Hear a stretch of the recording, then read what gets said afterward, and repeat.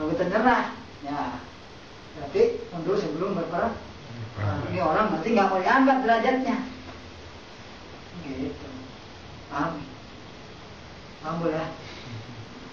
Oke, cukup. Ada mau nanya nggak?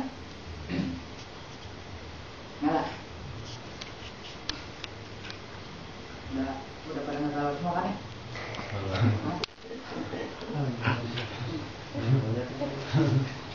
Cukup. Dek, tanya. Kalau orang sakit hanya cukup pasrah kepada Allah gimana tuh? Tanpa mau berobat maksudnya. Orang sakit nggak mau berobat, cukup ke Allah, tetap aja. Berarti dia nggak baca dengan syariat. Paham tuh? Ini orang nggak baca syariat. Orang sakit, ya Allah sembuhkan saya. Berobat kan? Kagak, yang nggak sembuh. Emangnya Nabi? Kita manusia biasa yang nggak tahu bisikan Allah kayak gimana, yang nggak mendengar hati kita Allah bisikan kayak gimana. Boro-boro dengan malaikat Jibril, ya kan? Setannya nggak beneran sama kita di sini. Tuh. Nah, orang sakit dia minta kepada Allah, maka ikhtiarnya berobat, gitu loh.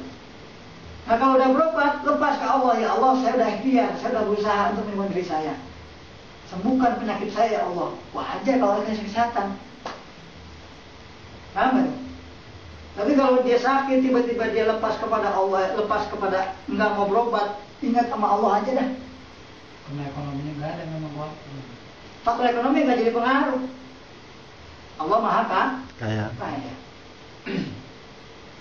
Nah, ketika ditimpa sakit, ingat, bisa ujian kita, bisa menghapus dosa kita, bisa teguran kita. Kalau ujian kita, pasti Allah kasih rezekinya nih buat obat. Gitu. Nih rezekinya ada. Semua, gitu.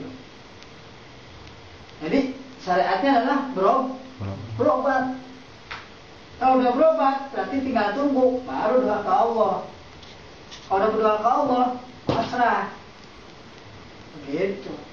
Dia ditimpa musibah, ditimpa sakit, nggak mau berobat. Jelas sakitnya medis misalnya, ya kan? Nggak mau berobat, nah ini. Udah gua ke Allah mau penyembuh, ya kan? Nah berobat itu macam-macam. Ada yang pakai air putih, cukup. Namanya berobat sama. Kalau yakin air putih jadi obat, yakin, maka berdoa, ya Allah, saya udah ikhtiar. Gitu.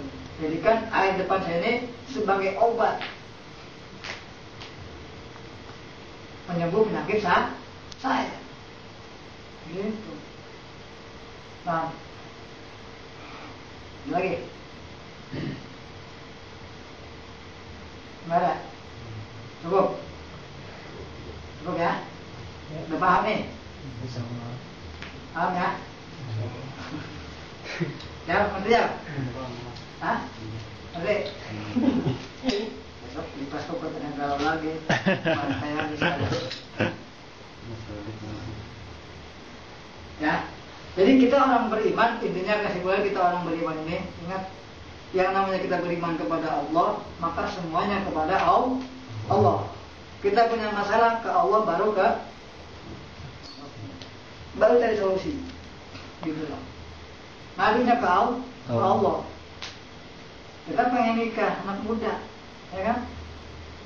Jodoh rahasia Allah. Deketin sang pemilik jodoh, gitu loh. Kalau udah deket sama sang pemilik jodoh, apa sih nggak dikasih sama Allah? Dikasih nggak kira-kira? Kasih. Jelas dikasih. Jangan kan lo minta satu, ya Allah saya pengen 3. Sekaligus nikah. Kebangetan banget loh. Nikah 3 sekaligus ada. Dikasih. Ya kan? Nah, jadi intinya semua ini jalannya dawam. Dawam mas. Jadi kalau udah dawam, ya kan kita baca nih Saya kita punya, misalnya suruh baca sama kiai, ya Fatah ya Razak, dawamin ya Fatah ya Razak terus sampai kita usia kita meninggal. Nah di saat kita butuh sama Allah, nggak perlu kita baca pun nggak jadi masalah. Kita berdoa, ya Allah, saya kosong, berikan saya rezeki, cukup. Nggak pakai tarekat lagi, nggak pakai zikir lagi. Kenapa? Udah dawam. Ibarat golok mah tiap hari diasah, paham? Punya golok, punya pisau, tiap hari diasah. Ya kan? Kalau kita dalam memotong kambing, tinggal pakai. Nggak perlu diasah lagi. Oh, tadi tiap hari puasain. Sampai belengkung. Ya kan? Rambut dia sebelah dua, loh. Rambut tak bagi kulit. Kenapa? Sering sering diasah. Sama kita punya widan, sama kita punya pikiran. Jangan cuma saat kita lagi dawam seminggu, udah habis seminggu selesai, udah nggak zikir lagi. Lagi nggak punya duit baru dawam zikir lagi. Duit gua habis. Duit habis deh, zikir. Dia nggak punya duit, dia punya duit kagak zikir. Nah ini salah. Punya nggak punya duit, susah atau nggak susah, tetap zikir mah jangan dawam. Gitu.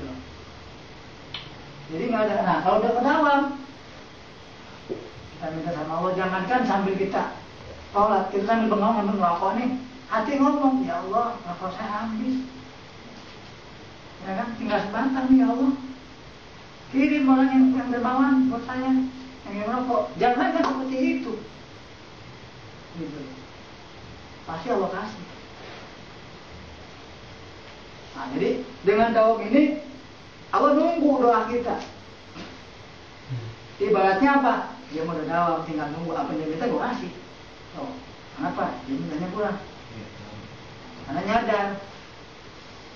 Jangan minta mulu, paham nih? Pengabdian kita sama Allah belum 100%, mintanya udah 100%. Ya kan? Baru 5 waktu tepatnya udah minta yang lebih. Ya Allah, saya pengen rumah, mobil, istri yang soleha. Baru sholat 5 waktu, belum tahajud, ya kan? Belum duha, belum hajat, belum lagi zikir. Itu pun sholatnya assalamualaikum udah kabut. Ya kan? Baru dalam sholat 5 waktu udah minta yang lebih. Kata Allah, lihat dulu pengabdiannya, ada pengorbanan gitu. Ya kan? Kalau kita udah punya pengorbanan sama Allah, udah pasti Allah balas pengorbanan kita itu. Nah, mungkin Bang Tiau, ya nggak? Siapapun, paham? Paham ya? Udah cukup, udah mau nanya nih. Ya. Bedanya ujian, azab, takdir sama jalan hidup. Bedanya? Ujian, azab, takdir, jalan hidup. Jalan hidup. Oke. Berapa tuh? 4. Sambung lagi deh nih.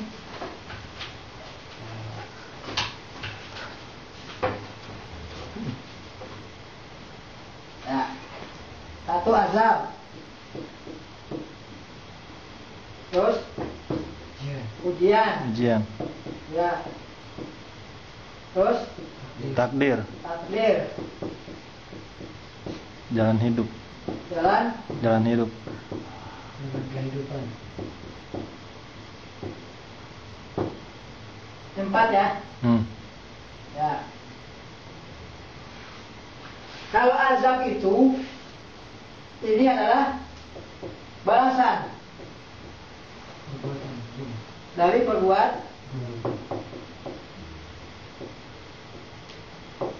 Azab. Barang siapa yang berbuat jahat, Allah ganti dengan azab. Hidupnya dia selalu berbuat jahat, selalu berbuat korupsi, selalu berbuat yang nggak baik, maksiat terus. Wajar kalau timpa azab, bukan ujian. Paham tuh? Ujian. Ada saya bilang, ya kan? Bagi orang yang beriman, tujuannya supaya naik derajat. Naik derajat.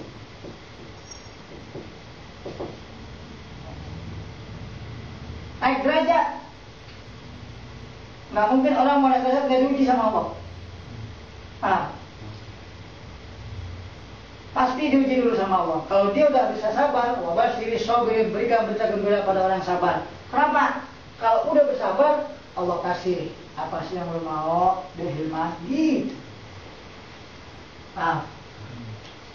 Kadang-kadang kita di sini nggak mampu, ya kan? Suka terbelah dua. Kadang ke Allah, kadang kagak, kan gitu ya. Kalau kita Allah mah ke Allah. Tapi kalau cuma habis bablas sudah. Dengan cabutnya dah. Kan gitu. Nah, ketiga takdir. Ya kan? Ini mainnya udah sifat Allah. Kehendak. Jadi maksudnya kodok.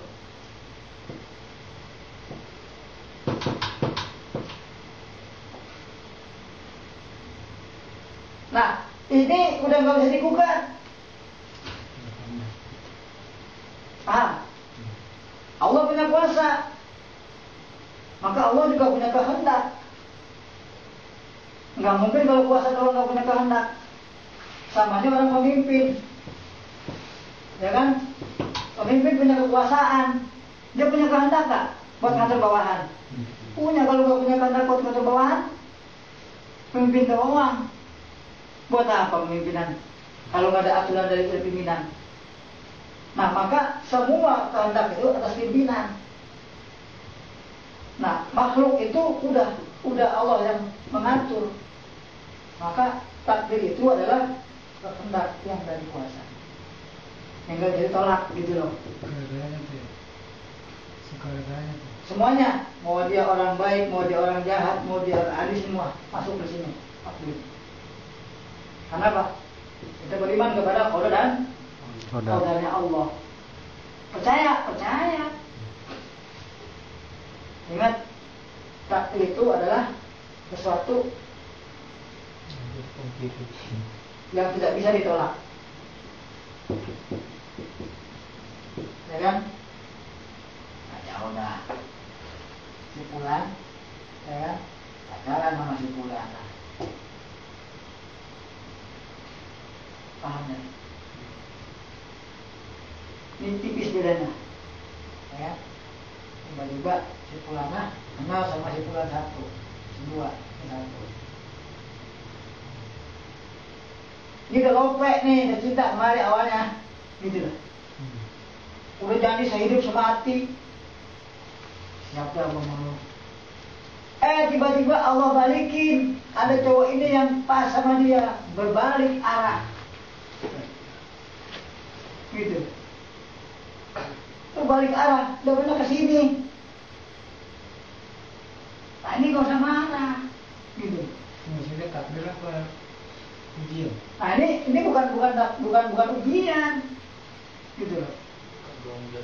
Udah kehendak Allah, maka wajar kalau takdirnya Allah ada di situ. Orang bilang, ya jodoh mah takdir Allah. Benar kan? Benar kan? Jodoh mah takdir Allah. Kata Allah, si Fulan ditakdirkan sama si Fulan. Padahal pacarnya masih Fulan. Ya, udah mana takdir dia jadinya kesalahan. Nah, itu kita baru beriman kepada Allah. Paham tuh? Paham gak tuh? Iya, nggak usah ke dukun. Nggak usah pakai tasbih puterin. Ya.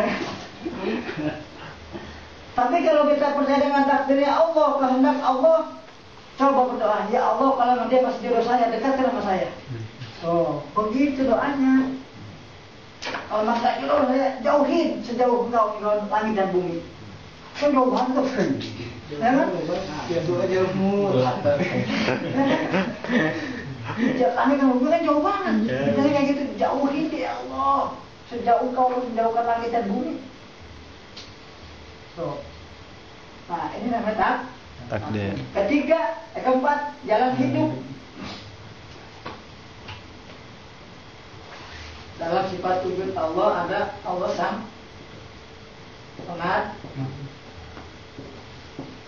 Allah sang pengatur semua kehidupan makhluk, termasuk bumi sudah berputar atas perintah Allah. Semua planet mengelilingi bumi itu dan semua itu perintah Allah.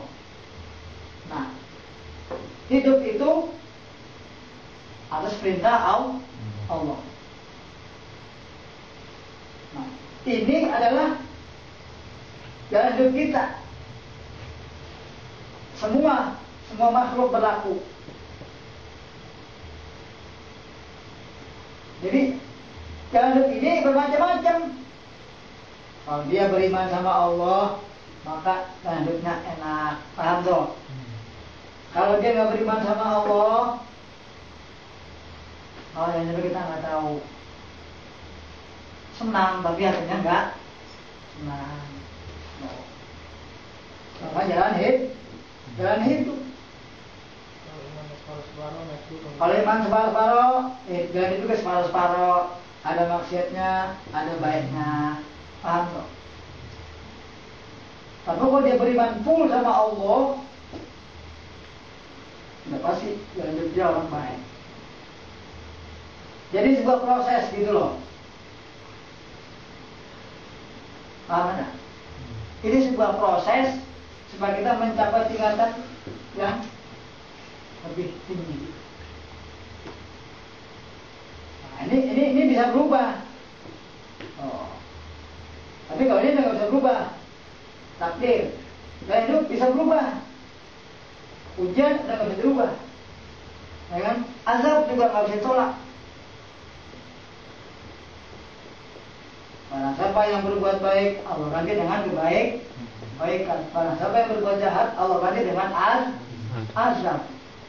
Nggak bisa kita tolak. Ujian, tetap ujian. Yang namanya orang naik derajat, naik tingkat di hadapan yang baik, maka jalan hidup ujian yang baik. Masih ketemu. Takdir juga nggak bisa dirubah, tapi kalau jalan hidup masih bisa dirubah. Di sini ada miskin, ada kaya, ada susah, ada senang, gitu. Nah, semuanya perintah Allah. Kalau dekat sama Allah, pasti dan kita diatur sama Allah. Termasuk langkah kita, siapa yang langkah kaki kita?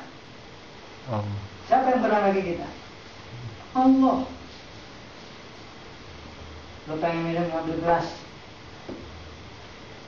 Dari mana lu pengen minum tuh ngambil gelas? Gak mungkin lu pengen minum ngambilnya piring. Pernah gak? Aus banget nih, pulang-pulang mau minum, ngambil piring. Pernah gak begitu?